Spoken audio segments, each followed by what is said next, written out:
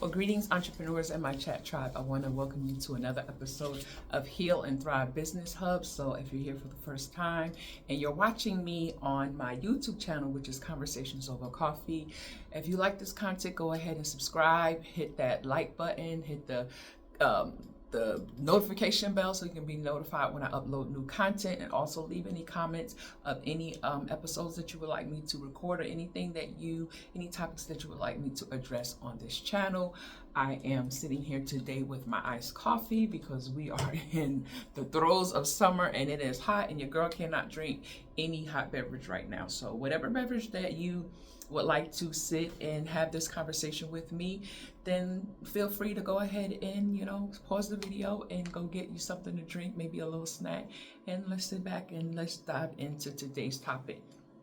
So what I'm going to be talking about today, and this is going to be uploaded on different platforms, not just my YouTube channel. So for those that's on my Spotify channel, those that are on different parts of where I put this medium out, then I welcome you as well. My name is Michelle Williams, and I bring content as far as from two different aspects. One, from the digital marketing side, because I'm an entrepreneur, I'm a digital marketer. I help entrepreneurs and equip them with systems, strategies, processes to help them to lay a strong foundation in their business so they can see their business grow. And on the relationship side, which is the heal side, is because my experience of being in a toxic relationship and the effects of that and how that can spill over into our business. It can spill over into just every part of our life if we don't basically notice it and get a handle on that. So this is where I'm bringing two different aspects, and this is why it is named Heal and Thrive Business Hub, because it's about healing from those things that don't serve us so we can thrive in our business. So with that being said, today's podcast is going to be about overcoming relationships that have left us in a place of where now we can't form new relationships or new connections because we have allowed past relationships to continue to keep us in a loop of where we mistrust people. We are to the point of where now we're so hyper vigilant in a place in our lives because of things that we've experienced, and how that really can hinder your business, how that can basically hurt you even in friendships and partnerships with other people, especially if you're in business and you want to form a partnership with another person.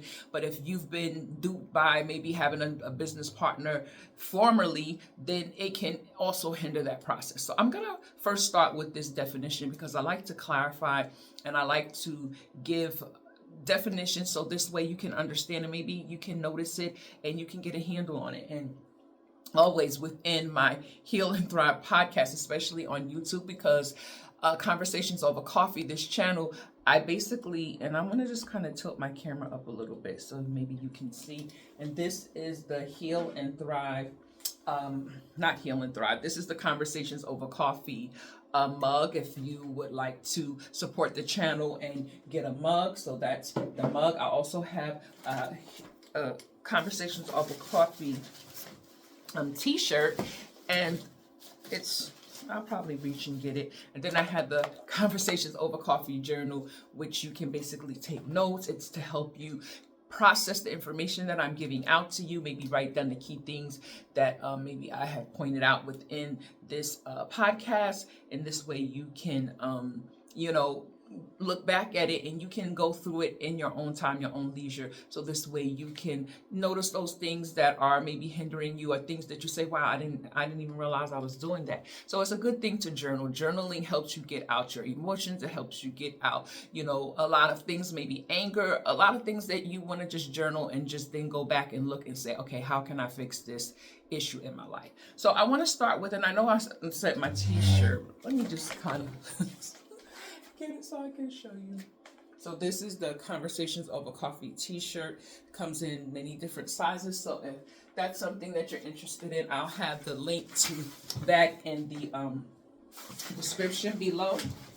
And you can purchase it to support the channel. I'm also going to be coming out with Heal and Thrive merch. So this way we can be reminded to heal and thrive in our life and in our business. So I'll let you know when that drops. I'll let you know when I'm working on that, because I'm an entrepreneur, I'm a creator. So I'm going to always create. I'm always going to be in creation mode. Not to say that I'm going to just always be creating something, but we are creators. We're supposed to create, right? So with that being said, I'm going to give you the definition on hypervigilance, because I think that when we understand certain words, and maybe we don't know that we're in this state or that we are operating with this type of energy, then once somebody can pinpoint it, you're like, wow, I've been doing this. So let me get you to that definition, right?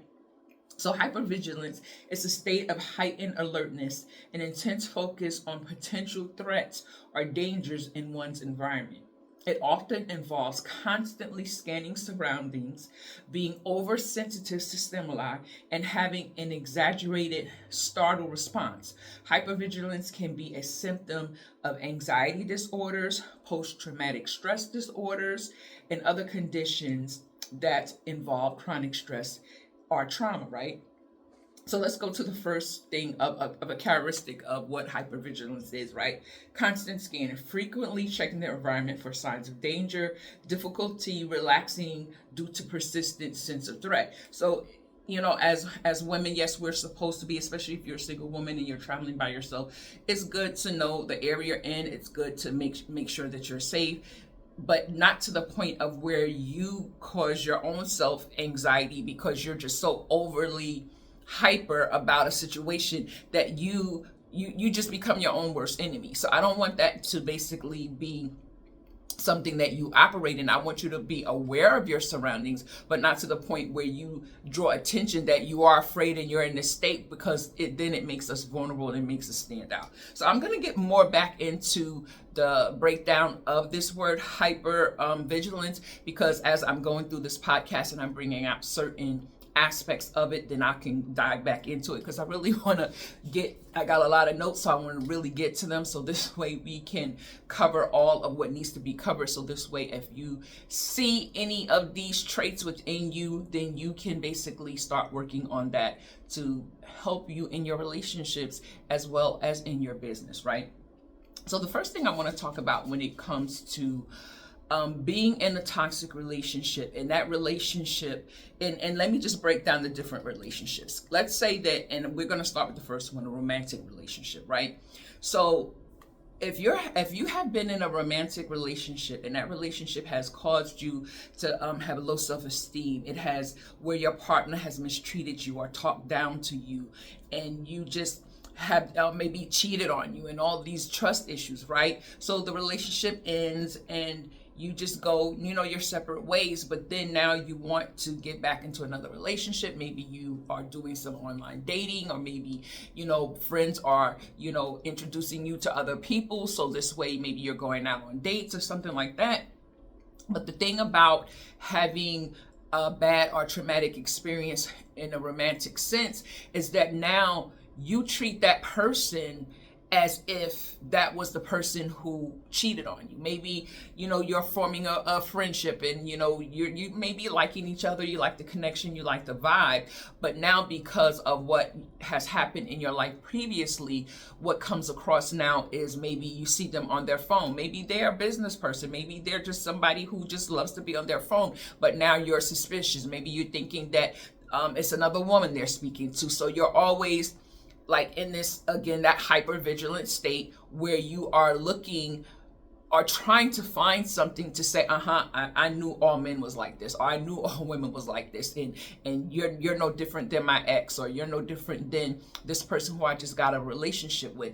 And the detriment to that is because in order for you to really get a really good connection with a new person that's coming into your life, you have to allow them to be the individual they are. Like, we can't judge someone new coming into our life based off of a past relationship that we've been through that didn't pan out. And I don't care, and I'll get into the other different types of relationships, because that's not fair to that person. That's not fair to that new potentially romantic partner that could end up to be your husband or your wife, that you are now putting on them, where they now have to come up to a level of where now they get you to trust them, because now they're trying to jump through hoops to make you see that they're not the person who you was previously with. They're doing all these things, and that really plays on their psyche as well, because you're not giving them the benefit of the doubt to be who they are,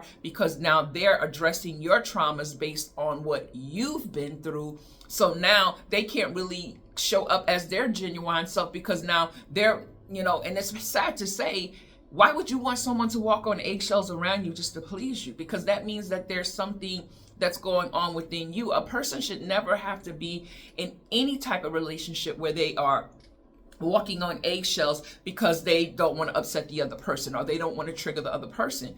And this is why I said, if you go to my YouTube channel and you look at some of the other content that I have there, and how I was talking about how we as people should heal before we even try to get into new relationships, because you don't want to bring that baggage into a new relationship. So if you are, and I'm going to give you some scenarios, let me just, because I had to write certain things down.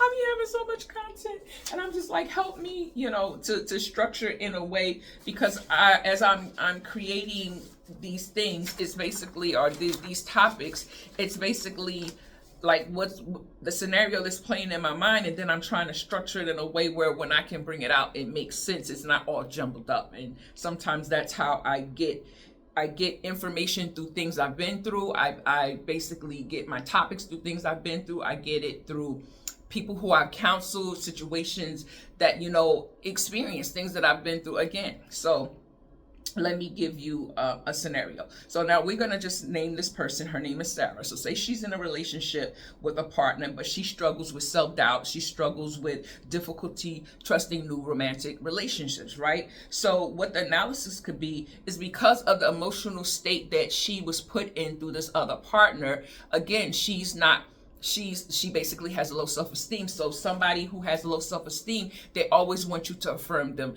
Oh, you didn't see that my hair was done today, or you didn't see X, Y, and Z. And I'm not saying that, let me just clarify.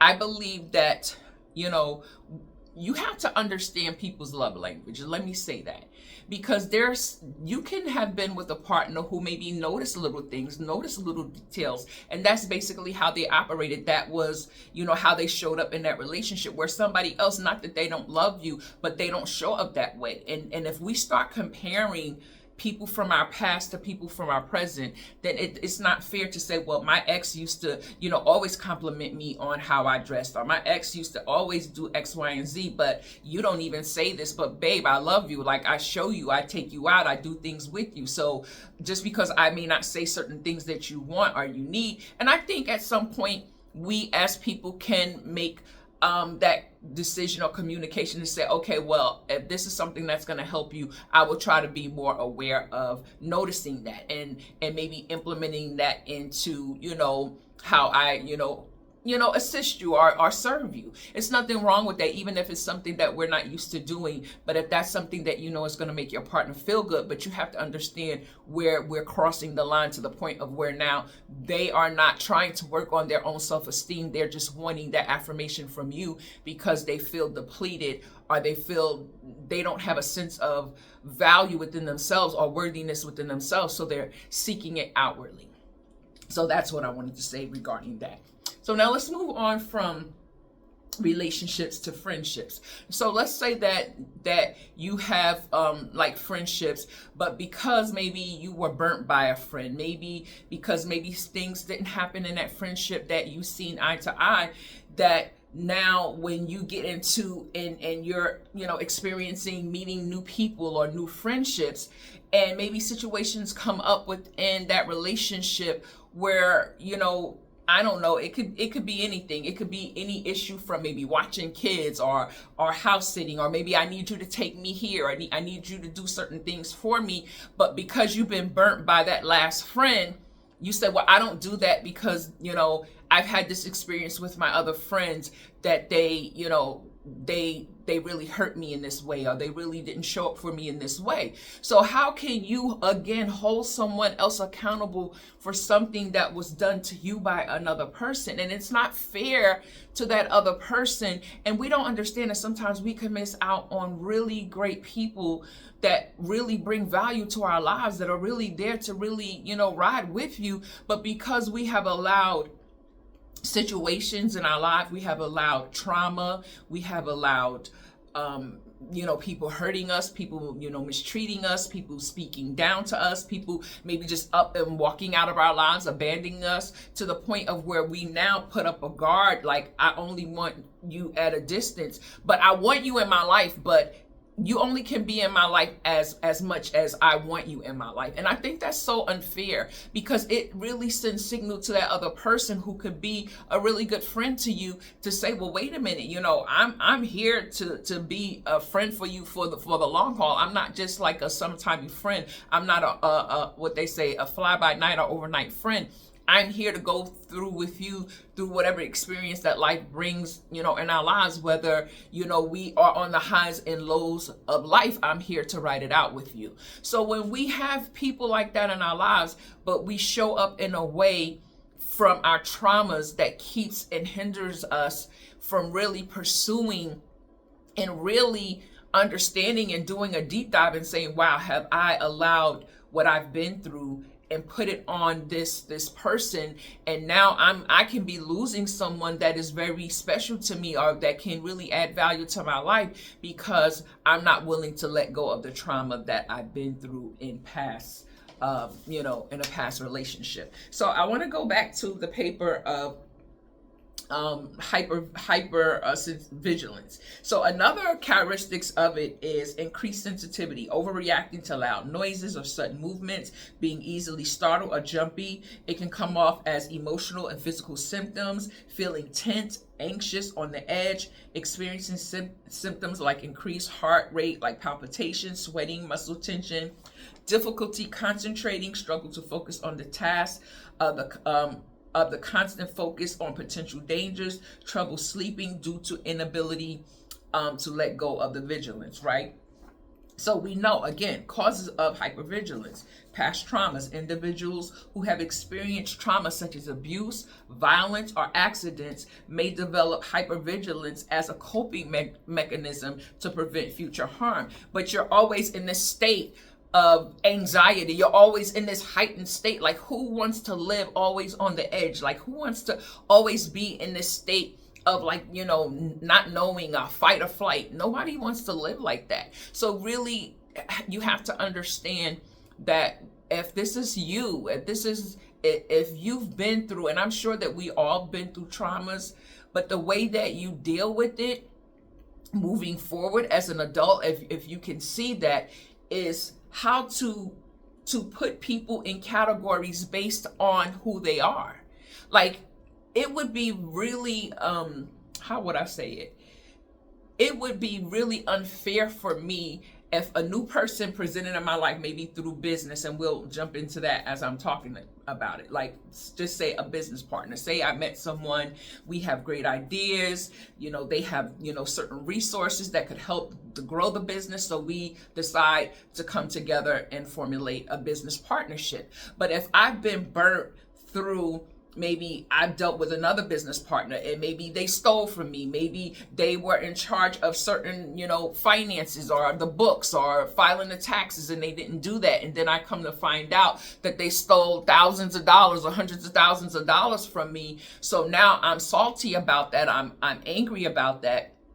But now someone who could be a really great asset or resource to my business, that we can now come together and merge together to really build a bigger empire.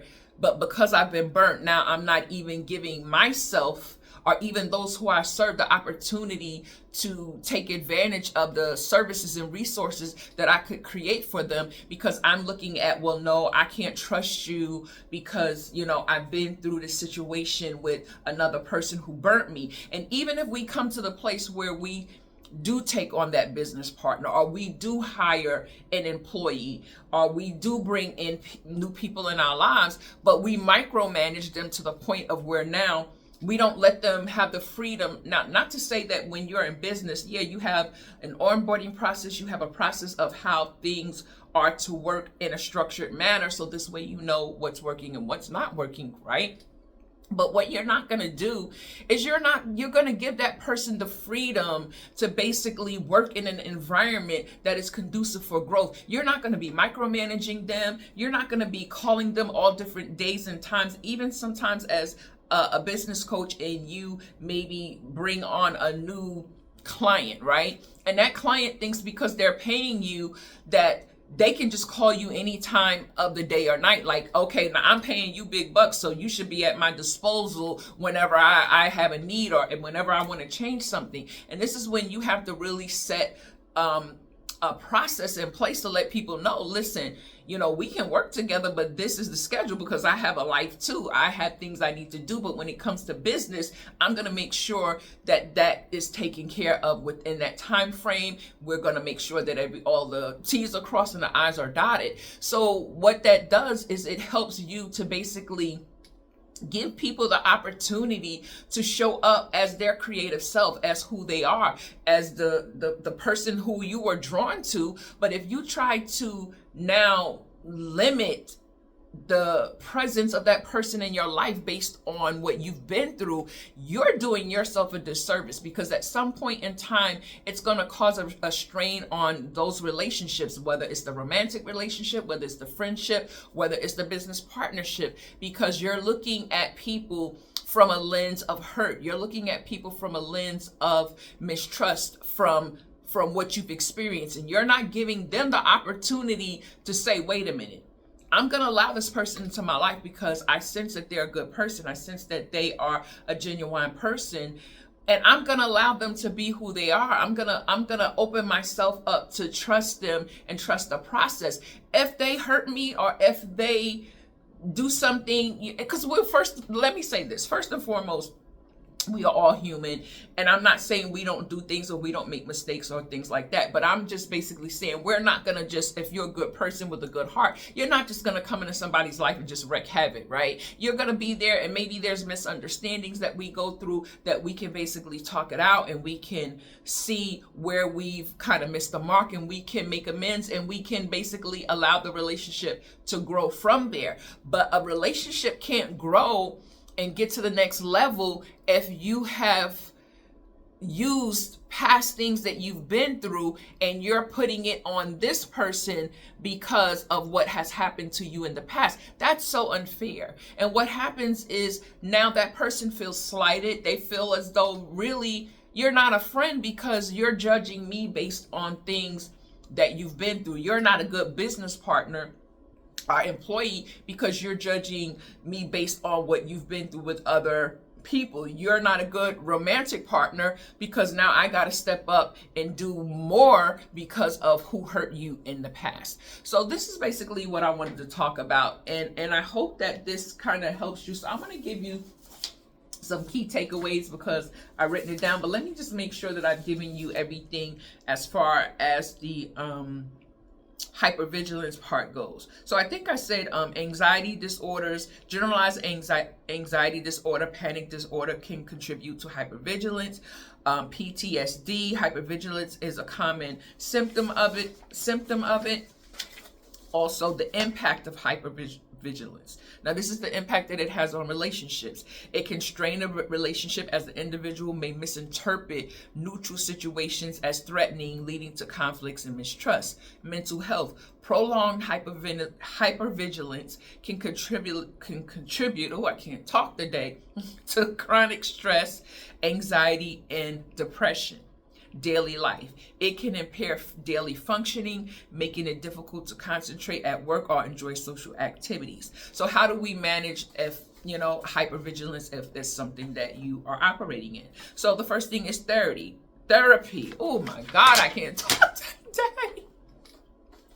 Therapy, cognitive behavior, and other therapeutic approaches can help address the underlying causes of hypervigilance and develop coping strategies. Mindfulness and relaxation techniques, practices such as meditation, deep breathing exercises, yoga can reduce anxiety and promote relaxation. Support systems, and this is so key. Having support system, having friends in your life that basically who will support you and be there for you and help you through those situations. But if we keep operating in past hurts and past traumas, then how can we have a support system when we're basically pushing these people away because of what we've been through? So we have to really understand that, and we have to allow ourselves and give ourselves the opportunity to get that out of our body, get that energy out of our body. Start, doing some aromatherapy and bringing those different, things into your life. Maybe certain music you need to listen to, or just practicing self-care that's going to help you to overcome these this type of issue, right? So you can build a strong support system of friends, family, their support groups online, have a healthy lifestyle, do some exercise, have a balanced diet, get sufficient sleep. Sometimes taking a nap can be the most beneficial thing because that nap helps you to de-stress, right? So there's so many things that we can do when we're in this hypervigilant state, right? So the things that the key takeaways that I want you to take away today is letting go, healing from the process, right? So how do you break free from the emotional shackles? The first thing is to practice self-compassion. Give yourself grace. Give yourself, the opportunity to say, I've been through this. I've been mistreated. I've been hoodwinked, bamboozled, whatever that is, and basically say, this person done this to me, but I am not going to allow what this person did to me for me to repeat that in other areas of my life. I'm going to give myself the gift of freedom to basically allow other people to come into my life, and I'm going to judge them based on who they are, how they show up, their character. I'm not going to judge them based on what I've been through and how I was mistreated. And I think that's the first step, is giving yourself that compassion and forgiving yourself so you can move on. Openly talk to those people. Like when you realize that you've operated in a mindset or behavior that has not served you, it's nothing wrong to have that talk, but understand, don't justify it. And let me just say this, because a lot of times people will justify things that they've been through and say, well, the reason why I'm like this is because this is what would happen to me, and I just choose not to do this anymore. But you're limiting yourself. You're cutting yourself off from your own supply, because when you basically say, well, I'm not going to allow another man to hurt me, like I'm not, and we don't know if people are going to hurt us or not. It doesn't have to be hopefully physical abuse. It can be verbal abuse, but we have to allow people to be who they are. We have to allow people to show up as their authentic self, and let us see if that's something that we want in our lives, because we can always say, no, I don't want that in my life. And when you say no and you realize what you don't want in your life anymore, there's nothing wrong with it, because what you're doing is you're protecting yourself. What you're doing is you're saying, you know what, I may have liked you as a friend, I may have wanted you in my life as a friend, but if I feel that something is not even, if I feel that there's no reciprocity here, if I feel like that I'm the only one that's always, the lending to the ear and just doing certain things, but there's no even Steven Street here, then really where is the relationship going, and how is that serving me? Because sometimes relationships, they're so unbalanced, and sometimes there's seasons, for that. But if you see most of the time that in whatever relationship you're in, romantic, friendship, business, partnership, if you feel like you're the one that's always putting out the energy and you're always doing X, Y, and Z, then you have to check that, and you have to understand, why are you allowing that type of behavior to continue? Why are you allowing this person to do that to you? Because now the weight of the burden lies on you and not on them.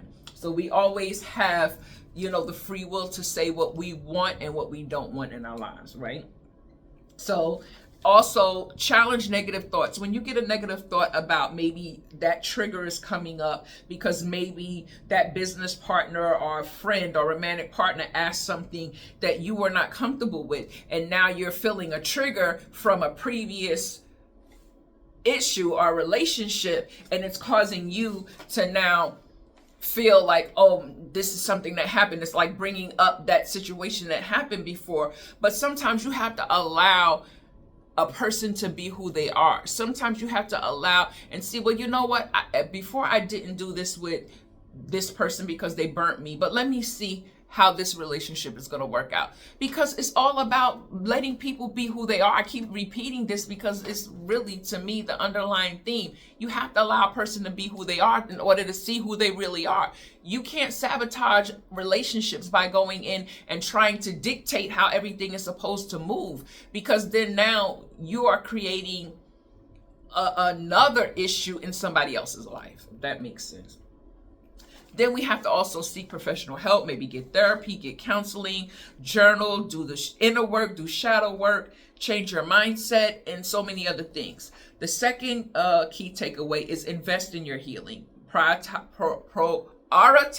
well-being by doing self-care, like set days aside, or maybe every day you do something at a certain time, or maybe before you go to bed, you do deep breathing exercises, or you listen to soothing music, something that's going to get you in a state of calm, in a state of where now you're not so much riding this high of anxiety, because we as people, we go through a lot in life, right? We deal with a lot. The environment, we deal with work, we deal with family, we deal with relationships, but at some point we have to come to a place of calm and quiet where you quiet your mind. Let me tell you something. My peace is everything. I don't care who's calling me. If there's not a 911 emergency, if there's emergency, that's why they got 911, okay? Because I can't do any type of emergency work or anything like that. So calling 911 is better than calling me, right? So the thing about it is, if I know that my peace comes from me getting up in the morning and I have to be quiet, maybe I'll just get up, get my tea or get my coffee. I'll go back and I'll sit in my room. I may listen to some rain, sounds of rain, maybe some jazz, maybe some instrumental music. And sometimes I don't listen to anything. I just listen and I'll hear birds, like the birds around my house chirping, or maybe the ones that's in my fireplace because they done built the nest in there. So I'll listen to the birds chirping, or I'll just listen to just certain things.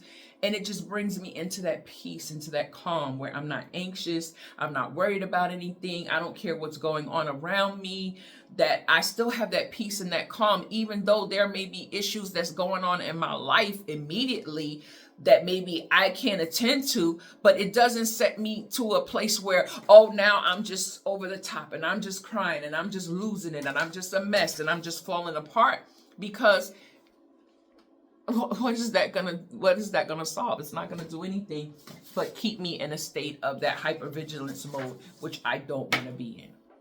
So with that saying, focus on the present, get to know who people are, get to know them for who they are, set healthy boundaries. There's nothing wrong with, setting boundaries, because we need to set boundaries, especially if you are a person who is a people pleaser. You are always trying to please somebody because you wanted them to like you. You wanted them to be your friend. You don't have to people please. People will gravitate to you because of your energy, because of who you are. You don't have to beg people to be in your life. You don't have to convince people to be in your life. They will know the type of person you are based on how you show up. So just continue to show up as your authentic self, and be in the things that you say out of your mouth, make sure that you mean them. Don't say things that you don't mean, because then it comes off as inauthentic. It comes off as, okay, well, what do you mean by that? Because now we need clarification, right? So make sure that you can communicate your needs well, right?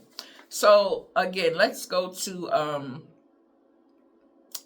how do you unpack now all of this? Now, again, you unpack all of this by now first sitting down with a journal, and you start going through, maybe you want to just start with, okay, what relationships am I still what traumatic relationships have held me captive, where I feel myself repeating or maybe comparing people who I meet to certain instances in my life based on what I've experienced with other people. So when you notice that, then now you have an awareness that you do that. And once you have that awareness, then you can start writing down what was the trigger that triggered that, because that's something that you have to work on. That's something that you have to deal with, because if anything triggers you, it gives you a sign of what is not healed within you. So we say that like, oh, when we see videos, trigger warning, and it's saying, well, if this is going to trigger me, then that means this is another part of my